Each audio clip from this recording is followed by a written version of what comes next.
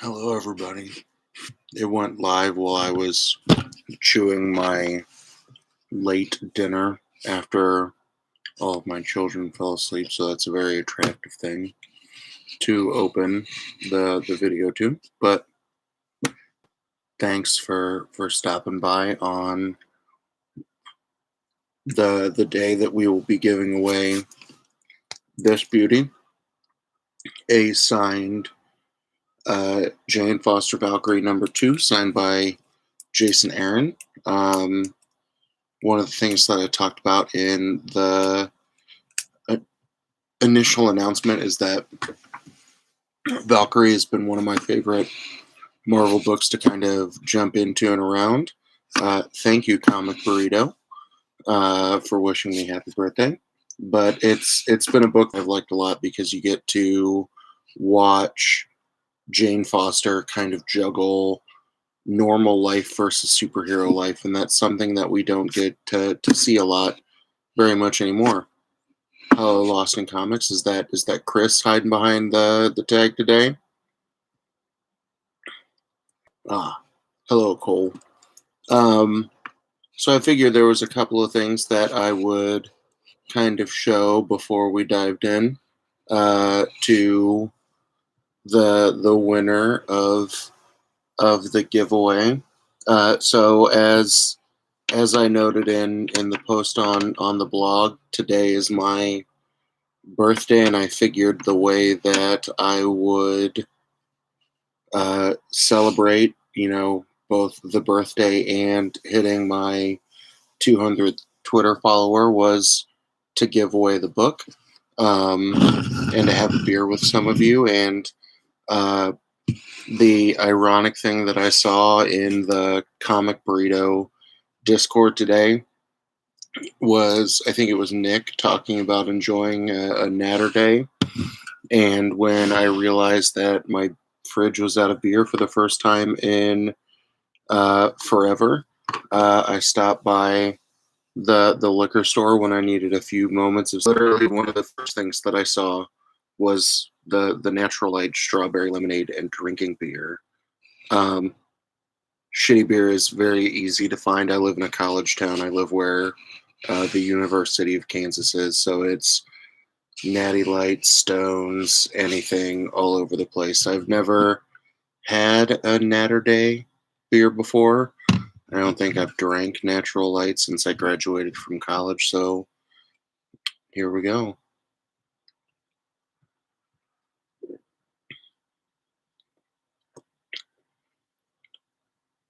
Yeah, okay.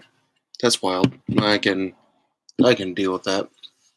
So, I figure in true style of both, Lost in Comics and Cole from Comic Burrito being here, the ironic thing when I show some of the cool things that I got from my mother today, what's up, Grabs, is that I am now borrowing elements from y'all's live shows, ironically, with some of the gifts that I got. But if you want to know what chunky me looked like as a baby, that came from my mother today, taken on the day after I was born in 1984. But I never really know what kind of things to get or ask for my birthday from my mother. Because, until last year, I really didn't have a collection hobby. So I would always be the, inner 60-year-old man of wanting socks and underwear, some kind of lame shirt. But on the off chance, I sent her a couple of random things on Amazon to give her an idea of what I was looking for, and she delivered. So to steal from Lost in Comics, when they talk about their favorite pop, the first thing that I got from my mom today is the Batman and Robin New Look 1964 Funko Pop pair, which I think it's kind of cool to get that they're both on on a rooftop, and you get a little bit of a cityscape behind it. But I thought this was pretty cool that a lot of the Batman things that I enjoy come from some of the 60s cartoony Batman. One of my son's favorite shows it's on Amazon is a classic Batman episode that they have animated over the dialogue. So you get Adam West as Batman, you get Eartha Kitt and one other woman as Catwoman in terms of splicing in the dialogue. So I thought that was kind of cool, and my son freaked out when he saw that, and he was like, "Can I play with it?" And I was like, "No, bud, it's mine." The second thing that I got, every time I talk about something history-wise, I kind of mention how I don't like retellings of historical events. That, anytime my wife wants to go see a movie that will be too much like work for me. And one of the books that I knew was going to be an exception to that is the collection of John Lewis's March, which is 3 graphic novels that tell the story of his role in the civil rights movement. And I think that that's something that's, pretty sweet, that of all of the elements that I teach, especially to my government students, about slow progressive movements over time, the civil rights movement is a perfect example of that. And as I look for more works that are strong representations of either people of color or individuals across the queer identity spectrum, because that is a large cross-section of the students that I deal with, being able to at least point them to art of, that depicts or tells the story of people of color, something that's kind of cool. Cole, you'll have to ask your wife if I'm going to need Kleenexes for it, if I'm going to need to suppress some rage for it. Because, like I said, I'm aware of the historic events that surround it. But I've never read it, right? Like the 2 big history graphic novels that everybody raved about that I kept a far, far distance from were March and Mouse. And I think Mouse is probably on my next big graphic novel to-do list. Well, Cole, I'll let you know when I finish it, and I'll give you a nice little review on the blog. And the last thing I got today, I've got the Pops for Lost in Comics. I have the Natty Light for Nick from Comic Burrito, and ironically enough, or for Cole, the beer's for Nick. But Cole, in posting his recommendation on what I should read, especially in terms of picking up some more DC stuff, is the collection of Mr. Miracle. And the interesting conversation that I had on the Chop Shop podcast when Strange Adventures came out was that the owner of my LCS read and reviewed Strange Adventures the day it came out, and he was kind of lukewarm to it because he said it felt like a rehash of the events in the way that King and, is it also Mitch Gerard's on this? Yeah. How King and Gerard's tell the story in the first Strange Adventures. It felt like a rehash of Mr. Miracle to him. And then I went home and read the book that night, and I disagreed with him in terms of liking the way it was written. And he asked me very quickly, "Did you read Mr. Miracle?" And I was like, "No." So now I'll be able to see if I get a frame of reference where he's coming from. But there are a lot of folks who have been seriously kind of hyping up Mr. Miracle as one of the big books that anybody should read, let alone whether or not you're a big fan of Marvel or or DC. The last thing that I want to show you all, and then I'll take another drink and see if there's anybody else who has entered the drawing for the Jason Aaron Funko Pop. So I've written a review of one of the book that I'm going to show you, but it's still kind of sitting on ice on the blog because I want to make sure I feel good about it. But there were two um, auctions that I won from the Creators for Comics stuff that went down on Twitter. One of them was physical copies of a large number of the Ashcan Comics stuff that has come out in print form that I don't have.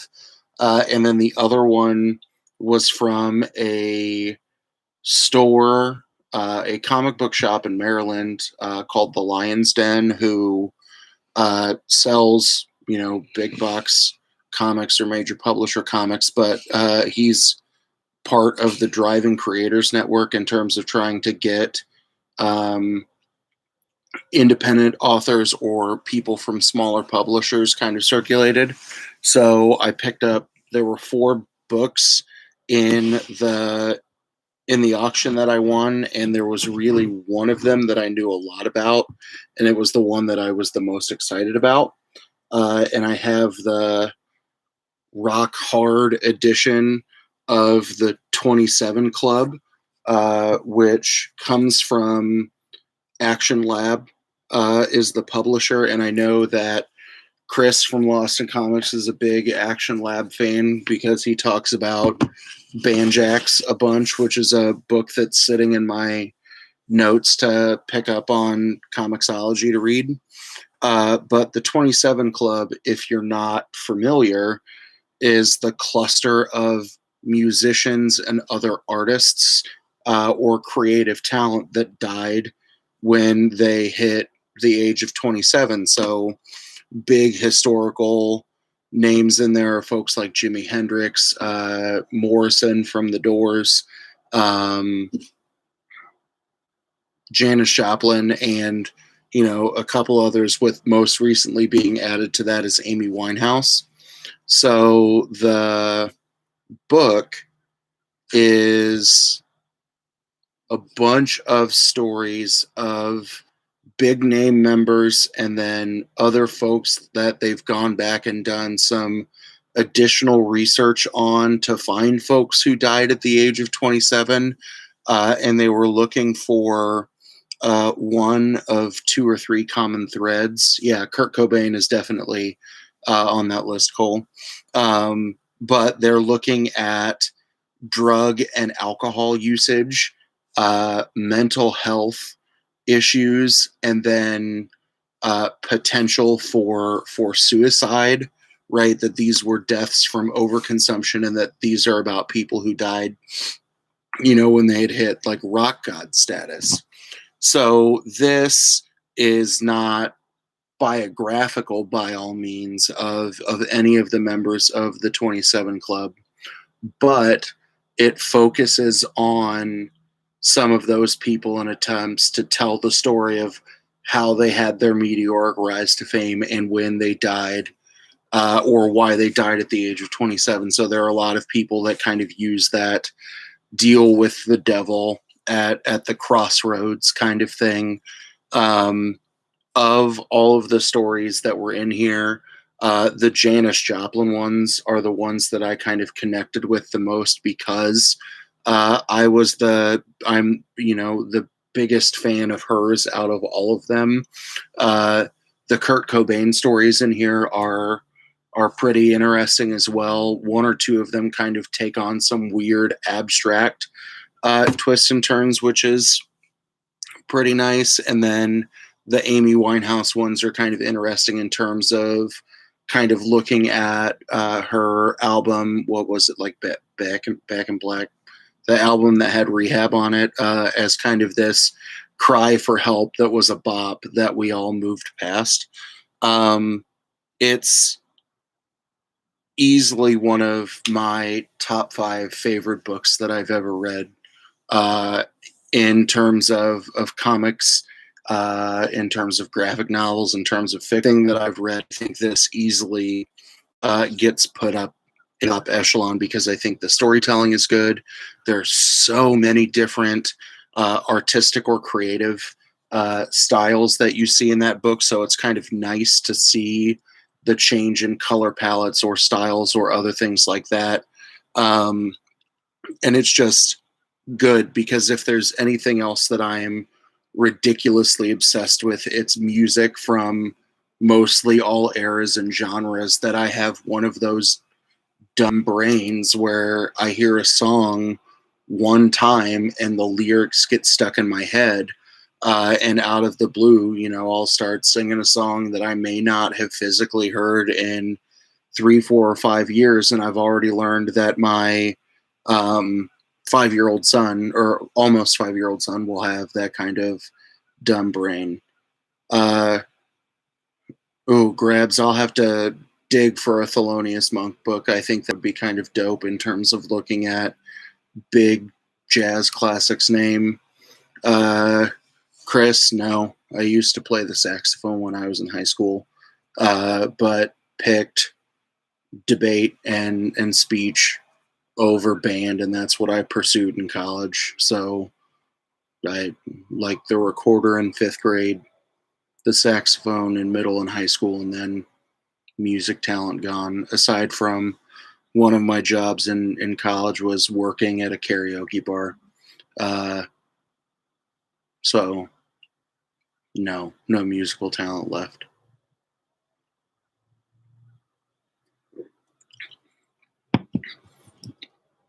So I thought these things were pretty good.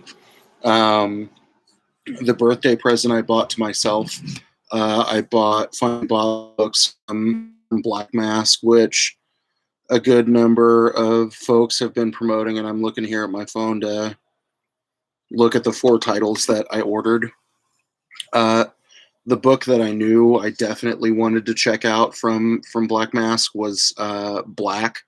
That I think, looking at the idea of people of color with superpowers being persecuted, is kind of an interesting story. The other one I knew I wanted to pick up was the graphic novel, or the collection of books about Cal Exit. So, California leaving the United States. The same crew behind Cal Exit did a book called The Young Terrorists. And the last one that I grabbed of that cluster from Black Mask was God Killer. So it looked like a good kind of cluster of different stories that reached out to me. Yeah, Cole, I'll let you know how Black goes, because like I said, that was the reason I pulled the trigger to finally buy something from Black Mask. And then I have a Source Point order that I will probably make tonight, as I'm now drinking and online shopping here in my closet office. Cole, I'm waiting on my LCS. That one of the last things I asked Jason for was to order me 4 Kids Walk Into a Bank, and then shit shut all the way down. So I've got 4 Kids Walk Into a Bank on ice, and I know if I order it from them and say that Chops is my local shop, then wait, yeah, Cole, I saw that too. If y'all don't know what Cole is talking about in the chat, if you Google Free Comic Book Week, Source Point, starting at noon Eastern tomorrow, all week, is giving away full or free comics that the only thing you have to pay for is shipping, and you can select things each day and then bundle it all together in one order that will ship out together under one shipping charge. If you want to see the lineup for what's coming out each day, then the first thing that they kind of plug on that website is to sign up for their newsletter.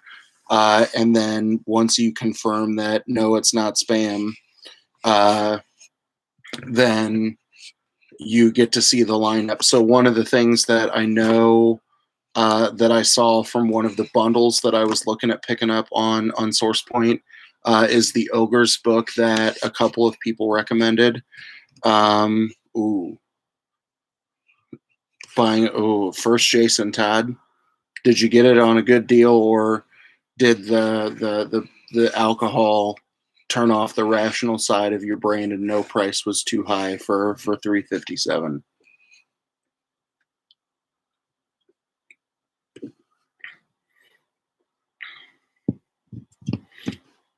But we'll see if I go that route. That initially I felt kind of bad, like I was cheating on my LCS in terms of buying some stuff, but I feel better knowing that a lot of the smaller publishers are making right in terms of giving or sending proceeds to your local comic shop. That I think TKO is probably the best deal since they're at the 50%, which is the normal piece of the pie that gets sent out. Hey, that ain't bad. Now I'm envious of a slab book. I think that's my next rabbit hole to go down, is to decide what book I want to find a slabbed copy of and kind of chase that down. Or I'll just find some slabbed book for relatively cheap and go, see, I've got a graded book, and then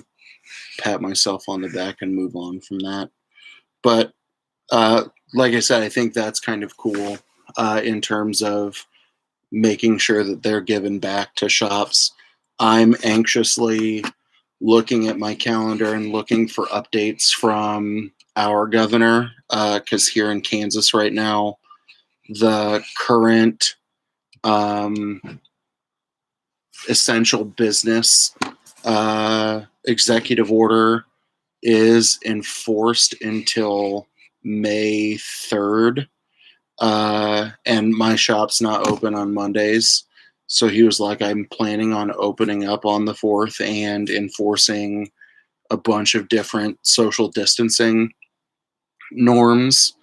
So we'll see if I finally get to go in and physically buy something from him. But I think, like I said, last night when I tweeted about Red Sun, I told Jason that I'm going to send him a budget and go, please get me these things if you've got them, or spend it on other recommendations, and I'll make sure he doesn't send me a Mr. Miracle now. But that was one of the other reasons I asked y'all for some recommendations, because those will be the things that I see if my LCS has in stock, and if not, he'll find some adjacent titles. I think I'm out of other random things to say, so I'm gonna pull up the website and see if I have any other new comic or new comments. Yeah, grabs the slabbed rabbit hole is something that's scary to me, but I think I will probably go that route. If there's a book that I love at a reasonable price, but I probably won't do that until, I'm not paying for 3 kids going to daycare. That once my kids start hitting the public schools where life is a lot a bit cheaper, I'll be excited. Okay, let's see if I can now figure out how to make my randomizer work. Okay, so someone's gonna make out pretty solid here. I have 7 people who have left a comment or have communicated with me at some point in time. So I'm going to push my lovely little spin button, and we'll see who is victorious for the Valkyrie, signed Valkyrie number 2. And whoever wins, if you've not been reading Jane Foster Valkyrie, I'll send codes your way. So the winner is, ironically enough, none of you in the chat. It is my guy Quentin, who is one of my assistant coaches, significant others, who has been slowly diving into the comic book world. That when we took some kids up to Iowa for a debate tournament and we both had a round off of judging, we found a comic shop that was open and was like 4 miles away from the school. And we were like, peace, we're going to go buy some books. And that's where I got, of all of my Funko Pops, hands down my favorite. As I had already bought some stuff and was checking out, I saw a Submariner pop on the shelf behind the counter and went, yeah, ring me up again. And I'll get that puppy knocked out. So I was excited for that one. So that's all I got for tonight. Maybe now, if everybody's asleep, including my wife, I'll go watch Superman Red Son and see if I can compare the book and the film, since that's not a sensation I get too often. But to Cole, Chris, and Grabs, thanks for hanging out. Yeah, Grabs, I'll let you know. We go up to, where were we at? Cedar Rapids, Washington, for a tournament in October. And then sometimes we'll go up to Des Moines. So if you're between any of those, between here and in Lawrence, Kansas, and any of those cities, I'll definitely, drop you a line and let you know where Iowa bound. But to all of you who came and hung out, thank you very much. It was enjoyable that of y'all who did show up. It's nice because y'all are 3 of the folks that I talk to the most. So thank you for sharing my birthday with me. I'm going to enjoy my lovely Natter Day, and then I have to level up my C Squad in Injustice 2 to help the Comic Burrito League take down Brainiac. I don't know if it's going to happen. I have a bunch of shitty people. But thanks, everybody. We'll see what benchmark I decide to do next. I've already gotten antsy and have started playing with the website to make it a little bit cleaner. And I'll keep pumping things out on Twitter. But thanks for your support. Thanks for letting me hang out with y'all. If you do your own streams or anything that you put out, or chatting with me on Twitter. So have a good night. We'll all wake up and talk comics tomorrow. Have a good one, everybody.